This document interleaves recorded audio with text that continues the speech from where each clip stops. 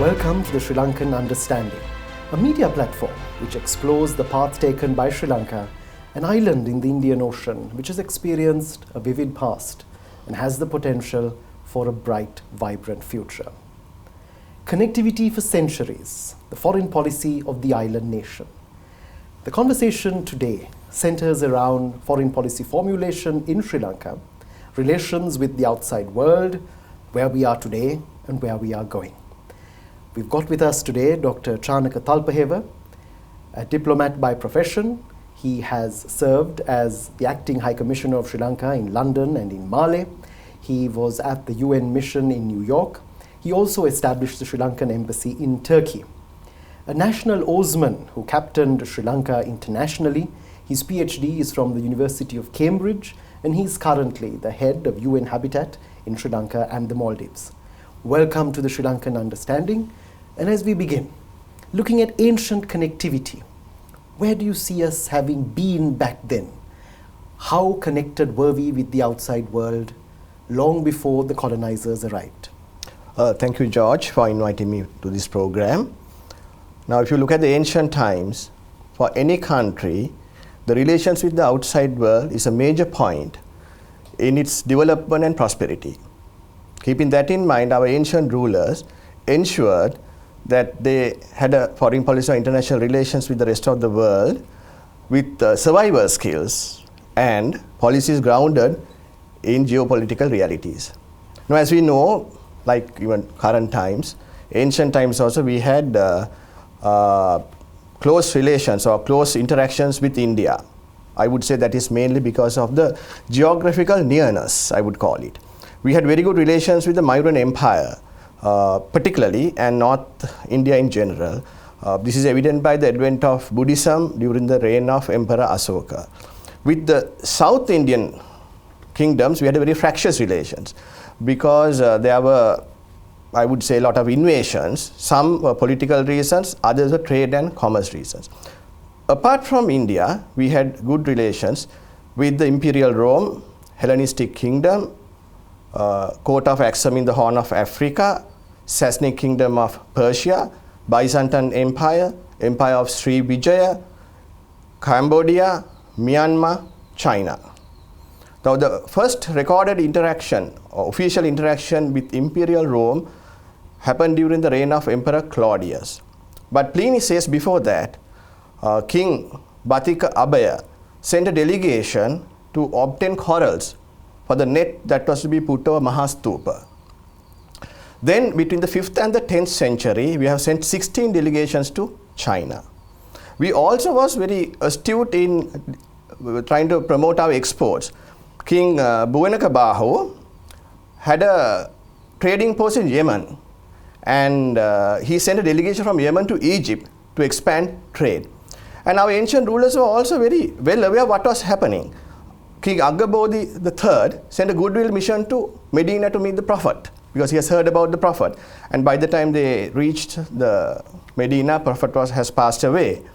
Then we also should realize that because of our geographic position, we were part of the Silk Route. So we had a lot of interactions.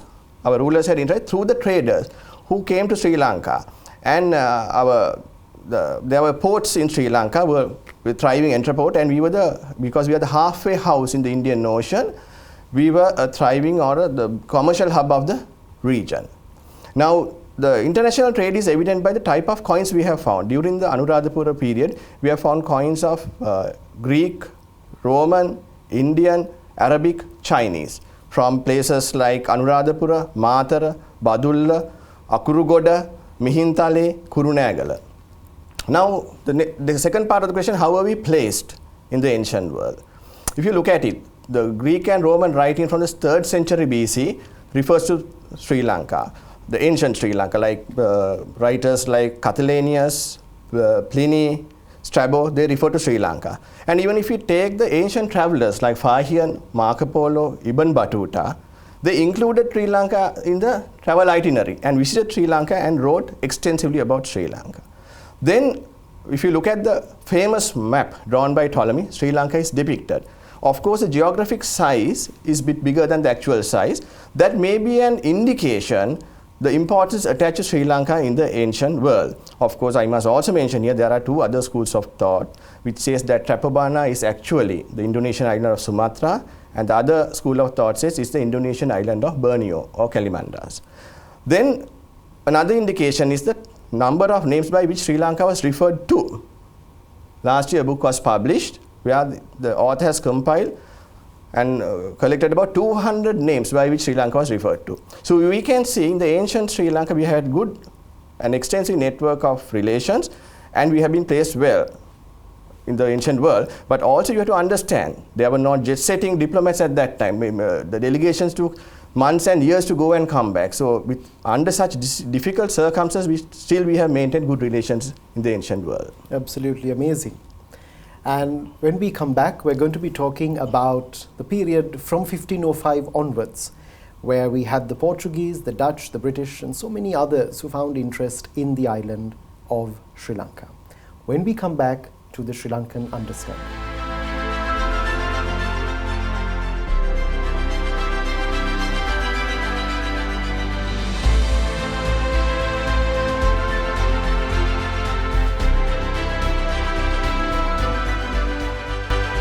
Welcome back to the Sri Lankan Understanding. Connectivity for centuries, the foreign policy of an island nation. We're in conversation with Dr. Chanaka Talpahewa. When we look at that period from which the colonizers started arriving, whether it was the Portuguese, the Dutch or the British, we had traders coming through the island, and you mentioned so many other instances of interaction we had with neighboring countries and countries beyond. How beneficial was this for Sri Lanka? Well, let me start by saying why they came. So, during the early modern period, there was a European struggle for world dominance, and that necessitated them getting a foothold in Sri Lanka because of the strategic location of Sri Lanka. Now, they didn't know where Sri Lanka was situated. It was a well-kept secret, and there were three important geographic dimensions why Sri Lanka was important. First one was its contiguity with the Indian subcontinent. Second was its equidistant position between East Africa and East Asia. Third was its being astride the sea lanes connecting East and the West. So this is important to trade as well. Now when it comes to trade, it was the Arabs, the Malays, the Chinese and the Indians who was dominating trade. Actually, by chance only the Portuguese came to Sri Lanka because of a cyclone. They landed in Sri Lanka. When this became the sea route to Sri Lanka was known, successive colonial powers came to Sri Lanka, starting with the Portuguese, then the Dutch and the British. And of course, there was a very temporary incursion by the French who occupied Fort Frederick. And also, there are records to say King Senarath had negotiations with the Kingdom of Denmark to open trade negotiations to start trade, and also to get assistance to get rid of the Dutch. During this period, at the same time, the Kandyan Kingdom was there. Now you have to understand, Kandyan Kingdom is not like the city of Kandy or district of Kandy. It encompasses a large tract of land, most part of Sri Lanka. So we had relations, the Kandyan Kingdom had relations with India, Myanmar and Thailand. And this is evident by the fact that during the reign of King Kirtisri Rajasinghe, Thai king assisted his Sri Lankan counterpart to establish Upasampada. Now, good or bad? That's the question. First we'll start what are some of the changes that happened. Now colonial powers, colonization, you can call it spiritual politics, or it was harvesting of the souls, or converting the heathen to first Catholicism, then Reformation and then Protestantism. So when the Portuguese came, either inducement or by punishment, of threat of punishment, they try to convert people. When the Dutch came, they basically banned all religions including Catholicism. I would say the British was more humane in that way. It was the Anglican religion they were professing. Now under the British, now British is the colonial power that ruled Sri Lanka in toto through a convention called the Kandyan Convention, as we know. There were irreversible social economic changes that took place.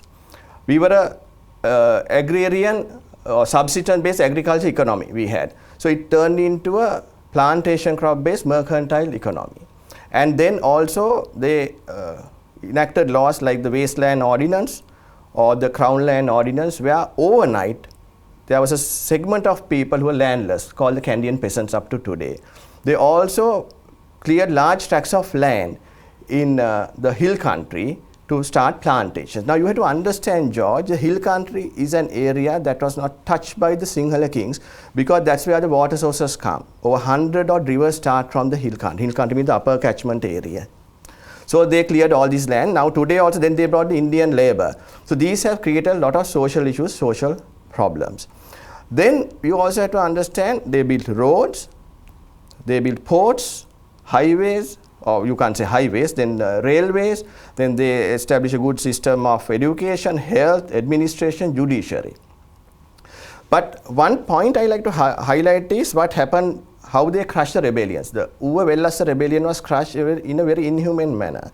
What they did was all males over 18 to be shot, all fruit-bearing trees to be cut, all cattle and cows to be slaughtered, to burn the land so make it barren. This is in addition to the normal plundering, pillage and rape. That was the government did. And how they dealt with the 1915 riots was also criticized in England, and as we know, Governor Brownrigg was recalled. So there have been good things and bad things. But I would like to pose a question or place something for you to think is, what was the position when we gained independence? In 1948, we were the third richest country in Asia. In 1948, the dollar was only 4 rupees and 76 cents. And those days, our country was, the economists, they sort of compared our country with Malaysia and Japan. Then they started comparing our country with Singapore, Hong Kong and South Korea. Later they started comparing Sri Lanka with Indonesia, China and Thailand. Still later, they started comparing to an extent with India and then Bangladesh and Vietnam. So next, with what are the countries we are going to be compared with? So you can see the question is, now we can't do anything about being colonized, we were. So we should get rid of the bad things we have inherited and build on the good things we have inherited. So after 73 years, I leave it to you to decide, to think whether we have done that. From a bilateral perspective, do you think that in the last 73 years of independence, we have utilized our foreign policy effectively in the bilateral arena with other countries? How effectively have we worked with them? Yes, to answer that question, now we had to bilaterally, when we gained independence in 1948, so we had to frame our own foreign policy. Of course, during that time, we had the issue of emerging Cold War and the development requirements of the country. Now, one good salient feature was there were regular elections and regular changes of government and its leaders. Even before the formation of the non-aligned movement, we followed a non-aligned or a neutral foreign policy for the benefit of the country. And of course, depending on the government, they were either leaning towards the socialist bloc or the Western bloc.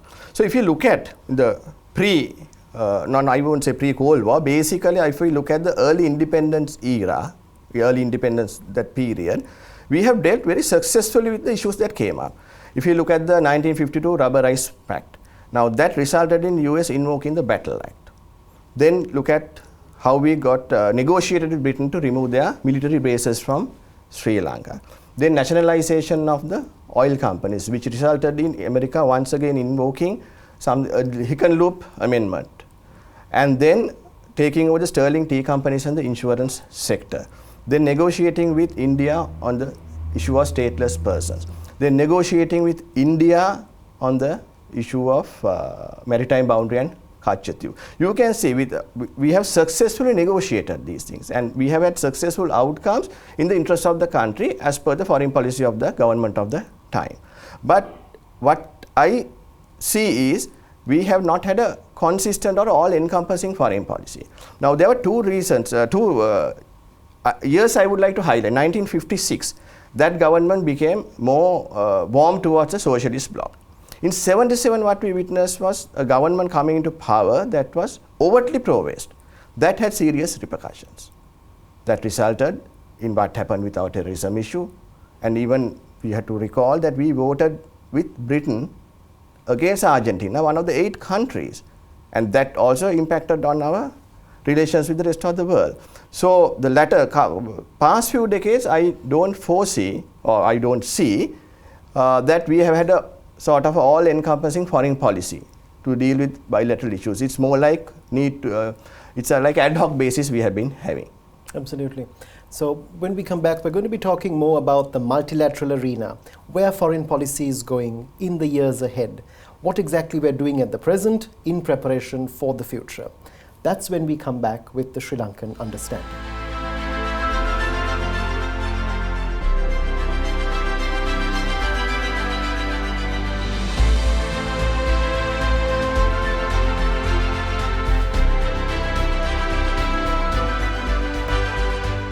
Welcome back to the Sri Lankan Understanding. We're in conversation with Dr. Chanaka Talpahewa on connectivity for centuries and the foreign policy of the island nation. Going back to engagement, we've looked at it from a bilateral perspective. When we talk about multilateral engagement, we've had involvement with so many international organizations, regional bodies. How effective has all of this been? Well, our early leaders, realizing that we are not a military power, nor an economic power, wanted to be part of the international community. So because of that, the moment we gained independence, we became members of the Commonwealth and also applied to become a member of the United Nations. Of course, that took about 5 years because Soviet Union vetoed. Now, but during that time, we convened the Colombo Powers meeting, which led to the Bandung Conference, which acted as a catalyst for the formation of the non-aligned movement. That shows the early activism of our foreign policy. Then also, once we became members of the UN, we were very active in that organization. And we always maintained a neutral point, taking the issue by issue on its merits. If you analyze the roll call, the voting pattern, that explains that Sri Lanka has had a neutral point of view. In the non-aligned movement, we were very active. We played a key role in the non-aligned movement. Even in the UN, we spearheaded the resolution on declaring the Indian Ocean a zone of peace, and also took a front seat in the deliberation on law of the sea with our own Mr. Shirley Amarasinghe chairing most of the sessions. If you go later in time, regionally we are active in SAARC, BIMSTEC and IORAC. Now in trade also we were quite active. We delineated the foreign policy in a manner that politics from trade. That's how we were able to criticize the South African apartheid policy and have permitted trade with South Africa. We were active members of G77 and also UNCTAD, where our own Dr. Gamini Korea was the Secretary General. So we can see that we have been quite active and used the foreign policy, the multilateral engagement for the benefit of the country. But last few decades, again we come to that, it has been, I would say, some sort of ad hoc basis. And because of that, whether we are reaping the benefits of being member of an international community is quite questionable. Because that's where we probably wonder, where we are a member, an observer, a dialogue partner of so many institutions. Do we actually derive the full benefit of being an engager in these organizations? Going into the future, where do you see us going? How are we strategizing policy? What do we need to do? How effective a role can the Sri Lanka Foreign Service play in terms of overcoming the challenges on one hand, but also achieving a gamut of opportunities for Sri Lanka? Then first we have to think, what is strategy? A plan of action to achieve long-term aim or objectives. So then the question, do we have a strategy? Do we know where Sri Lanka in terms of foreign policy, where we want to be in 50 years down the line or 20 years down the line? I think you know the answer. So then do we have a strategy? Without a strategy, what are we going to do? First question, do we have a strategy? The second question, what the roles foreign policy can do. But before that, I like to comment on one thing. What has happened in Sri Lanka is we do not have a consistent foreign policy. Policies change with the decision makers. When they change, the policies change. And we have experience when a minister comes, he takes foreign policy decision to the detriment of national interest on his personal preferences and personal agendas. So that is the bane of our country. Now we need to talk about the foreign policy. Diplomats are the first line of defense for a country. And that is why it's a specialized field where diplomats expected to know, have wide knowledge of international relations. Now, if you take international relations, it's a specialized field for over a century. It was University of Aberystwyth established Department of International Politics in 1919. Our early leaders, realizing the importance of having a professional diplomatic service, established a separate service called the Sri Lanka Overseas Service, which became the Foreign Service subsequently in 1949 with a batch of 6. Now, about what the role can Foreign Service do? Can the Foreign Service play a meaningful role? When I say Foreign Service, I am meaning to the career service. Now, at the entry point, I would like to make 2 clarifications. One, I am not questioning the prerogative of the government to appoint whoever they think is fit to hold a diplomatic position.